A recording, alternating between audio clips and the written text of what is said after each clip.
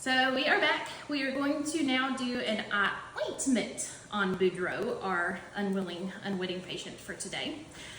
So again, I have him up on a table or up any surface because I find that easier. Also helps my back. With ointments, sometimes people do find them more difficult. They're a little bit harder to get out of the tube, so sometimes they're a little bit harder to get into the eye.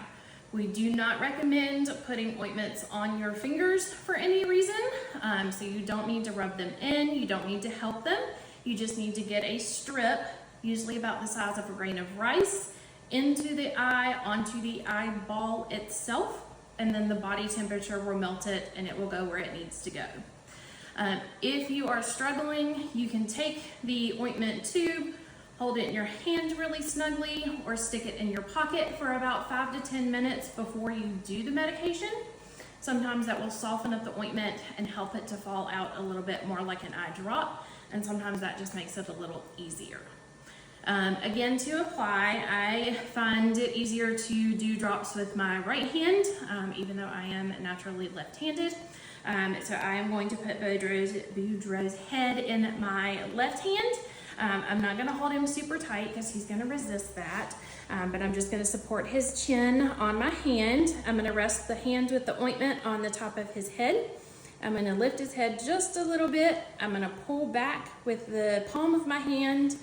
I'm going to pull his lower lid a little bit with my thumb, and then we're just going to do a strip right across. And like I said, you don't have to rub it in, you don't have to do anything with it. What's going to happen is he's going to blink, his body temperature is going to warm it up, and it's going to soak in. So please don't put it on your finger, don't rub it in. You don't have to do any of that. And then same thing for the other eye. We're just going to come, we're going to tilt his head up slightly, and again, he's going to squint more with the second eye because he knows what to expect this time. So we're going to pull a little bit down on the lower lid, and we're going to put a strip across. And you can see that one's a little bit harder to fall off, so we're just going to squeeze a little bit harder, and then we're going to let that one soak in. And that's all she wrote. And some dogs don't like the feel of the ointment when it's applied, so sometimes they will want to rub their face or paw at their eyes after you apply the ointments. In most cases, ointments don't burn or sting, but they can make their vision a little blurry, so some of them will react in that way when you put the ointments in.